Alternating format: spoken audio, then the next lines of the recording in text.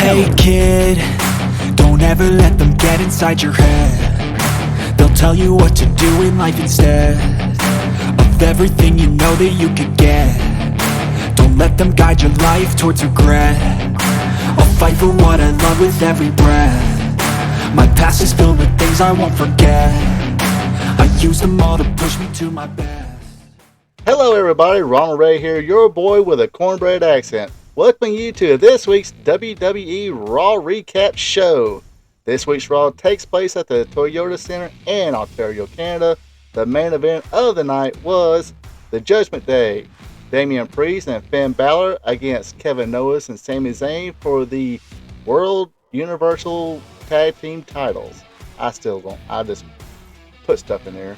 Anyway, before I get started, would like to ask you folks to be a champ and hit that subscribe button, share with friends. Also, if you like it, dislike it, click the thumbs up or thumbs down button right there.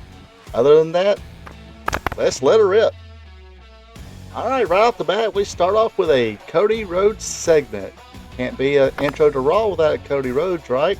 But have a feeling soon it'll be mostly Jey Uso. Anyway, again, he's trying to explain why he got Jey Uso to Monday Night Raw. Judgment Day comes out. They speak out their displeasure. Look like it's going to have to be a 3-on-1 attack with Finn Balor, Damian Priest, and Domic Mysterio. But out comes Jey Uso. Hey, now it's going to be 2 versus 3. Next thing you know, Kevin Owens and Sami Zayn comes out. Looks like the heroes got the advantage there until JD Madonna comes out and he brings a couple of chairs. They run up to the ring. Damian Priest being a little hesitant, but it didn't matter because the good guys won this battle. Good guys being, Cody Rhodes, Jey Uso, Sami Zayn, and Kevin Owens. Of course, Damian Priest would go in there at the end, and he pretty much got the brunt end of the beating. So that's the way that segment was. Alright, I'm not big on segments, but that's what they do to get the eyes in, and usually to advertise the main event or to give a reason for the main event. Anyway, next. The first match of the night is Otis going against Big Bronson Reed. Otis trying to avenge his coach's loss last week, his coach being Chad Gable. Typical big man stuff here. They bounced off each other, did some no-selling, the double clothesline, they fell. Reed would hit a Samoan drop. Otis would hit an ankle slam, looked pretty decent. Otis hit that devastating, yes, I'm being sarcastic, Caterpillar elbow, went for the slingshot splash, but Bronson moved. He would hit the, the tsunami splash, and get the win over Otis. So Otis really didn't get to avenge his coach's loss, but the coach gave him a pat on the back, said, hey, you did the best you could. And I guess that's all that matters. Next up is Tommaso Ciampa against Ludwig Kaiser. Ciampa with an early advantage, hit some nice chops.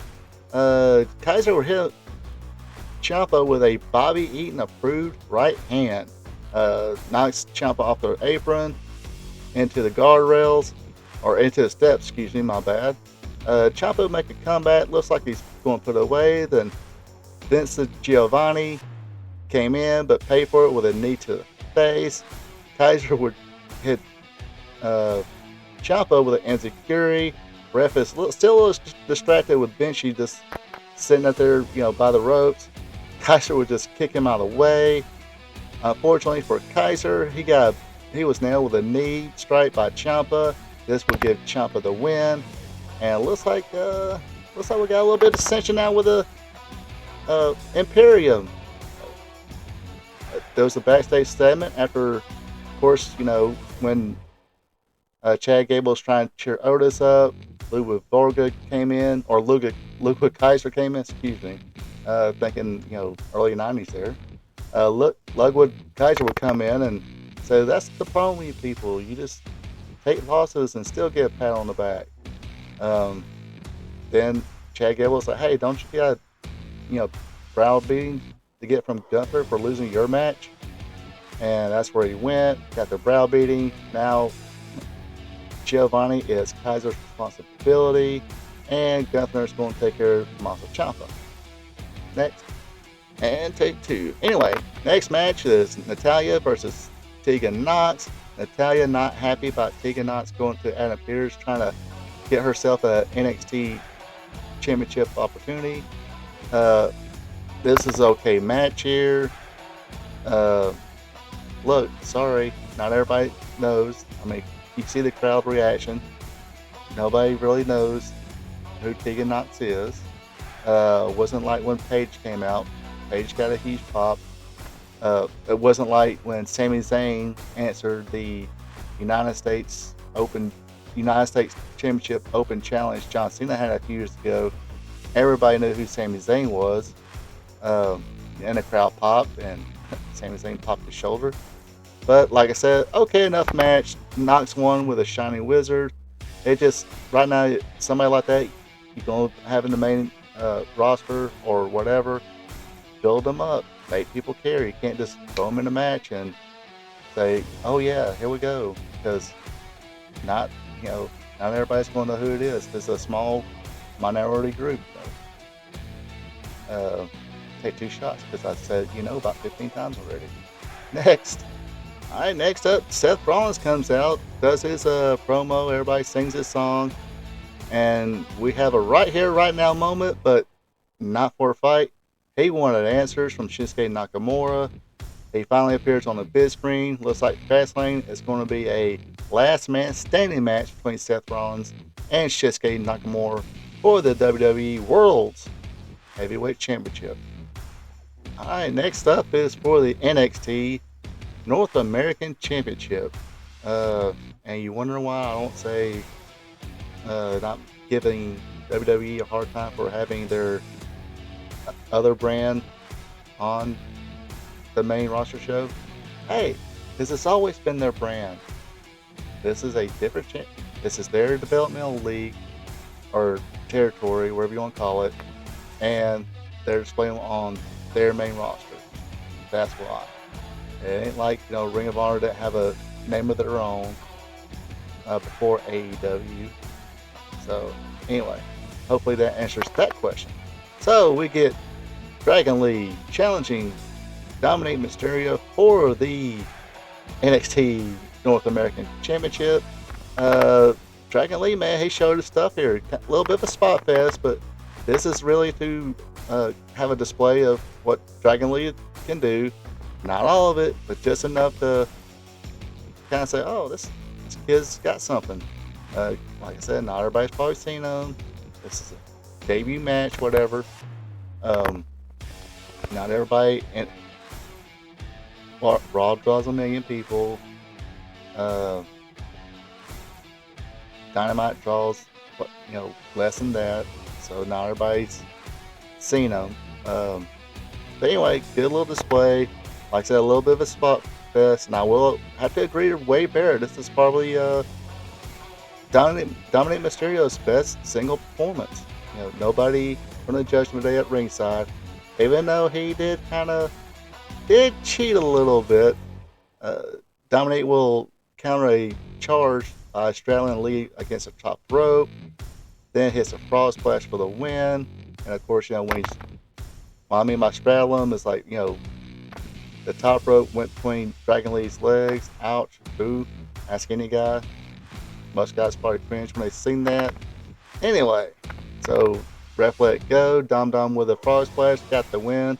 And like I said, this is probably, like I said, I agree with Wade Barrett.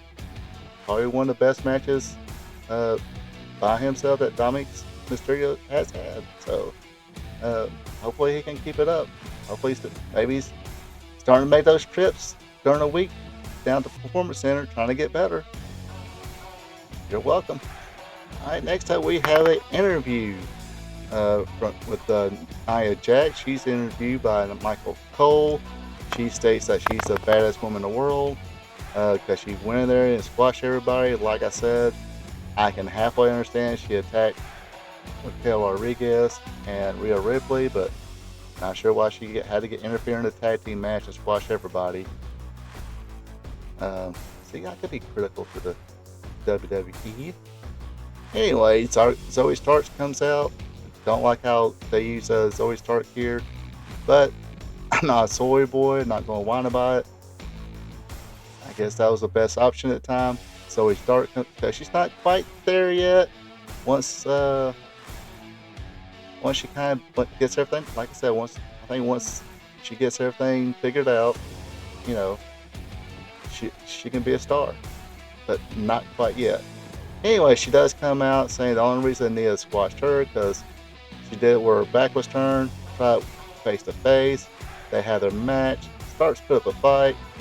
Nia Jax did the monster never leaving the feet sell job, but Nia wins with the Annihilator, which basically was the old bonsai drop from Yokozuna. Yeah. Don't hit me, but big woman. That would put anybody out. That put me out. Next. Alright, now we have Miz TV, and his guest this week is Drew McIntyre. He asked Drew why did he help Jey Uso. Basically, all he really had to say is, I don't want to.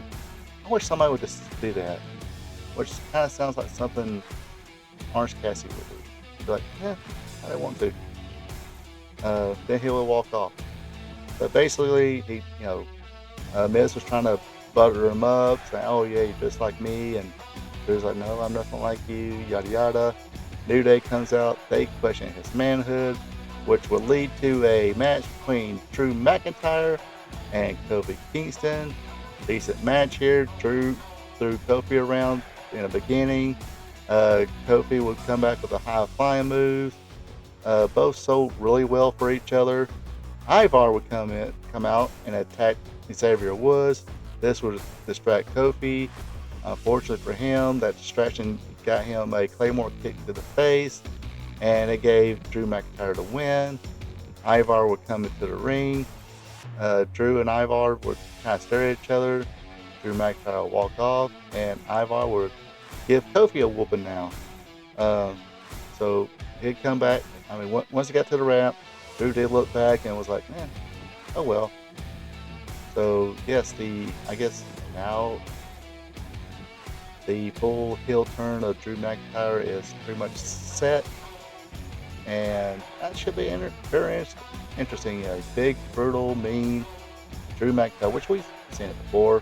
It works. Next. Alright, now it's time for the main event of the night. For the Universal Undisputed Tag Team Championship of the world and the WWE. Anything else I can put in there? I hope they separate these belts soon, or just have one champion. They gotta go to SmackDown, Raw. That's fine. You don't need 20 tag team champions. Anyway, we got the champions New Day or Judgment Day. My bad, sorry. Defending against Kevin Owens and Sami Zayn, the former champions who Judgment Day defeated. Good match here, even though it is the same formula. Zayn would shine. Zayn would shine. Then he'll sell, get the heat. Then the hot tag to Kevin Owens. He shines, then he's having to sell, rinse, repeat. Then we have the big blow off here. Domic distracts Sami as he's going for the Haluva kick. Unfortunately, Damian Priest was not able to capitalize on it. Sami hit the Blue Thunder Bomb for a 2 count. I always felt like that should have been his finisher instead of the Haluva kick. Anyway, I don't decide that shit. That's just my opinion. That's all. Domic would give Sami a hot shot against the ropes. Jey Uso would come down. Then JD would come down, get involved as well. Cody Rhodes got in. Ref looked like an idiot here, just staring at the clear blues yonder as the officials was trying to take Cody and Jay off. This, of course, would allow Sami Zayn to hit the Haluva kick on Damian Priest. JD Madonna would hit Sami with one of the belts, and I did like this. Damian Priest didn't pick him back up and hit his finisher. He just rolled over because he was knocked out. Knocked out. Sorry, I need to focus. Here's the camera. There. Anyway, Sammy's knocked out. Priest didn't have to try to pick him up and go for his finisher. He just rolled over. Ref counted 3. Ended the match. Everyone came out for another big brawl, and that's how they ended Raw. Like I said, it was the same formula match. Decent, but same formula. Okay, Raw. I can't complain about it too much. I just don't care for Nia Jax. And they should have, in my opinion, they should have just had, Nia attack Raquel and Rhea, then give her some, lower, not even mid-carder yet, just lower card females to local jobbers squash and go be it. Get her over. But this week they used Zoe Stark. And like I said, if I was a Soy Boy, I'd be like, oh no, they buried Zoe Stark. No, they didn't. She's just not quite there yet. Give it time. I understand that. Still don't. Anyway, other than that, that does it for me this evening or this week for the Raw Recap Show. What do you think about this week's Raw? Leave a comment. Also, like I said, be a champ. Hit the subscribe button. Share this video with friends if you like it. Love to get more subscribers here. And other than that, you folks have a good one and take it easy.